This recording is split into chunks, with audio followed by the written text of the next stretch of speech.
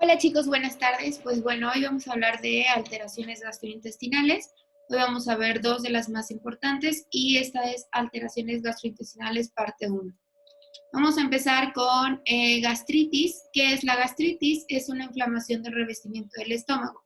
Como sabemos, el estómago tiene una mucosa, una submucosa y una pared muscular. A diferencia de todo el tránsito gastrointestinal, es la única o es el único órgano que carece de serosa.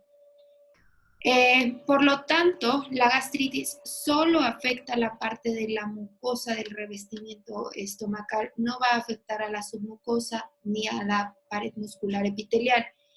Cuando la gastritis afecta a la submucosa y esta misma se inflama de manera que llega una inflamación hasta la pared de la capa de revestimiento, que sea en este caso la capa muscular, podremos llamarlo úlcera péptica y no gastritis. La inflamación de la gastritis generalmente se produce por la misma infección bacteriana que provoca la mayoría de las úlceras estomacales. La gastritis puede ocurrir de repente, que puede ser llamada como gastritis aguda o gastritis crónica. La gastritis crónica va a presentarse lentamente con el tiempo, es decir, por periodos paulativos, durante un periodo más de 3 meses constantes. En algunos casos, la gastritis puede producir úlceras y un mayor riesgo de sufrir cáncer de estómago. Es decir, que un paciente con gastritis crónica por más de 1, 2, 3 años, que ya tenga residuos de úlcera péptica o úlcera gástrica, puede provocar un carcinoma estomacal. No obstante, para la mayoría de las personas con gastritis, esta situación no suele ser grave y mejora rápidamente con el tratamiento. Regularmente, paciente con gastritis tiene que dejar de consumir alimentos ácidos, café, chocolate, mentas, galletas, alcohol, tabaco, que son pues como factores de predisposición a la enfermedad. Sin embargo, si esta sintomatología no mejora, será necesario un tratamiento farmacológico. El más utilizado son inhibidores de bomba de protones y regularmente inician la dosis con 20 miligramos al día. El más conocido es el omeprazol. ¿Cuáles son los signos y síntomas de la gastritis? Los signos y síntomas son por malestar o dolor punzante, que puede ser indigestión en la parte superior del abdomen, que puede empeorar o mejorar cuando comes. También existe náusea, vómito, sensación de saciedad en la parte superior del abdomen después de haber comido. Sin embargo, la gastritis no siempre provoca signos y síntomas, es decir, puede ser asintomática. Hablando de la náusea y el vómito, si el paciente llega hasta vómito y vómito con hematies, es decir, con sangre, es precursor de una gastritis ulcerativa crónica o de una úlcera péptica estomacal. Esta patología va a complicarnos el pronóstico del paciente. Si el paciente solamente tiene náuseas, podríamos presentar una inflamación incluso de la submucosa. Estar hablando de una gastritis tipo o gastritis crónica o gastritis que va hacia el rumbo de una úlcera péptica. En solamente síntomas de malestar o dolor punzante como la indigestión, eso solamente nos va a hablar de una gastritis aguda. Si el proceso se vuelve crónico, les repito, por más de 3 meses, entonces será tratado como crónico. ¿Cuáles son los factores de riesgo? El principal factor de riesgo va a ser la infección por el Helicobacter pylori. ¿Cómo consigo yo esta bacteria del Helicobacter pylori? Es muy fácil, ya que se encuentra a medida de alimentos sucios o alimentos contaminados. Por ejemplo, en la ciudad vemos que bajo los puentes se colocan muchas personas con venta de alimentos crudos, por ejemplo, frutas, mango, sandía, pepino, etcétera. Y pues como están abajo de un puente, pasan muchísimos vehículos que vienen contaminados. Sabemos que en la Ciudad de México también hay muchísimos lugares en donde hay aguas negras constantes en las calles, por donde nosotros podemos pasar con el coche y llevar estas mismas bacterias durante todo nuestro trayecto y dejar estas partes volátiles hacia un alimento crudo. No es lo más aconsejable comer en la calle. El uso frecuente de analgésicos. Este uso frecuente de analgésicos lo vamos a encontrar en pacientes geriátricos, sobre todo, que están acostumbrados a la aspirina, al ibuprofeno, al naproxeno, que son de libre venta, y son antiinflamatorios no esteroideos. La edad avanzada también es otro factor de riesgo para el desarrollo de la gastritis, ya que en los adultos mayores el revestimiento del estómago tiende a ser más fino con la edad. Es decir, nuestra pared gástrica se adelgaza conforme nosotros vamos avanzando de edad. Y si aunado a eso incrementamos el uso de tabaco, de AINES, incrementamos la falta de actividad física y una gastritis previa a la gastritis crónica, será nuestro principal factor de riesgo para erradicar esta enfermedad. El consumo excesivo de alcohol. El alcohol pues es un irritante y desgasta el revestimiento del estómago, provocando una gastritis aguda. Y si es consecutivo hacia 3 meses, provocaremos gastritis crónica. El estrés también puede provocar gastritis debido a por ejemplo, a una cirugía importante, una lesión por quemaduras o infecciones graves que provoquen gastritis aguda. ¿En qué situaciones vemos en una cirugía importante? En cirugías de abdomen abierto. El propio cuerpo ataca las células del estómago, llamada gastritis autoinmune, y esto ¿qué significa? Que se ataca al revestimiento del estómago, provocando una mayor afectación. ¿Cuál es el tratamiento nutricio? El tratamiento nutricio va a estar enfocado a la erradicación de los signos y síntomas que siente el paciente o que presenta el paciente.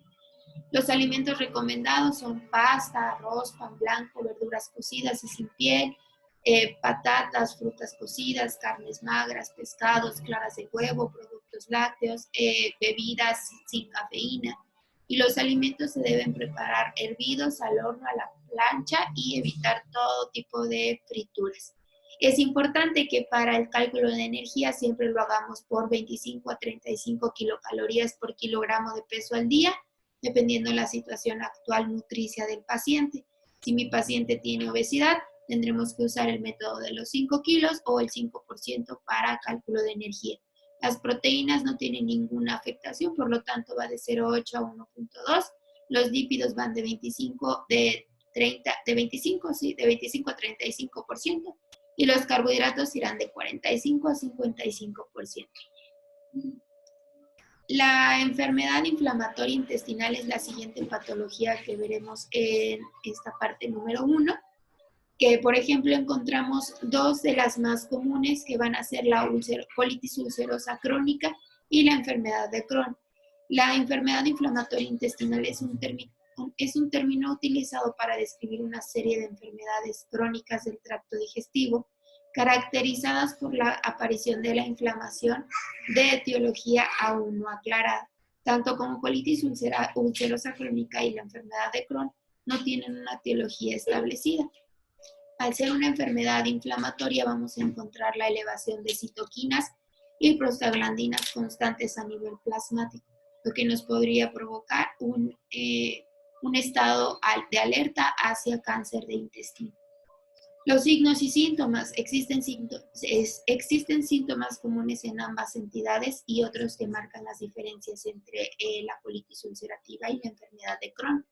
La colitis ulcerativa presenta múltiples formas clínicas de presentación. Entre el 50 al 60% son de formas leves, cuyo síntoma principal es la diarrea, generalmente moco, asociada más tarde a sangrado digestivo bajo, sin otros síntomas generales, hablando de úlcera. En la enfermedad de Crohn presenta presenta clínica que dependerá del área o segmento afectado. En aproximadamente el 70% de los casos, el área afectada es el ilion terminal. Sabemos que la enfermedad intestinal, o más bien la enfermedad inflamatoria intestinal, va a venir desde el duodeno, yeyuno, ilion, colon ascendente, colon transverso y colon descendente. Tendrá síntomas como diarrea, más o menos insidiosa, pérdida de peso. La pérdida de peso va a ser causada por la malnutrición o la maldigestión y mala absorción intestinal del paciente. Dolor en la fosa ilíaca derecha, que simula una apendicitis. Sabemos que para el diagnóstico de apendicitis tenemos que tener estudios de imagen, tenemos que tener fiebre, temperatura más de 38.5, tenemos que tener leucocitos por encima de 11.000 y neutrófilos en banda. La falla de crecimiento y retardo puberal, pues obviamente va a estar dado por la mala nutrición del paciente o no mala nutrición, sino mala absorción intestinal del paciente, que obviamente si las células o el enterocito de todo nuestro intestino delgado está inflamado, no habrá una correcta absorción de proteínas, lípidos y carbohidratos. Acá les puse hallazgos endoscópicos en un cuadro comparativo entre la enfermedad de colitis ulcerativa y la enfermedad de Crohn, que es bastante importante que tengamos claro cuándo es colitis ulcerativa y cuándo es la enfermedad de Crohn. Si nos damos cuenta, en Crohn ya hay zonas con estenosis, aunque en colitis ulcerativa solamente presenta sangrado fácil al tacto. Y bueno, los objetivos del tratamiento nutricio. El primer objetivo va a ser alcanzar el mejor control clínico y de laboratorio de la inflamación, tratando de lograr la remisión con menor cantidad de efectos colaterales, sobre todo en el paciente con crecimiento desacelerado. Paciente pediátrico con enfermedad de Crohn o enfermedad intestinal grave, seguramente ya hablábamos de la malnutrición. Ese será nuestro primer objetivo a tratar desde la vía de tratamiento nutricio especializado. El número 2 será promover el crecimiento a través de una nutrición adecuada, aportando los nutrientes que le estén faltando al paciente, permitir al paciente una calidad de vida adecuada, permitir que el paciente coma lo mayormente posible adecuado a las necesidades nutricionales del mismo. Hablando ya de energía, en el tratamiento de la enfermedad inflamatoria intestinal, encontramos una relación entre 20 a 30 kilocalorías por kilogramo de peso al día, entre 0.8 a 1.2 gramos por kilogramo de peso al día.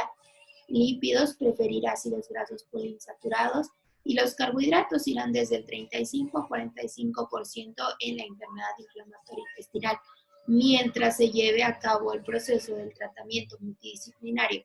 Si mi paciente regresa hacia la disminución de las citoquinas y prostaglandinas, que son células, o son más bien proinflamatorias, podremos dar hasta 55% de carbohidratos como total de la dieta.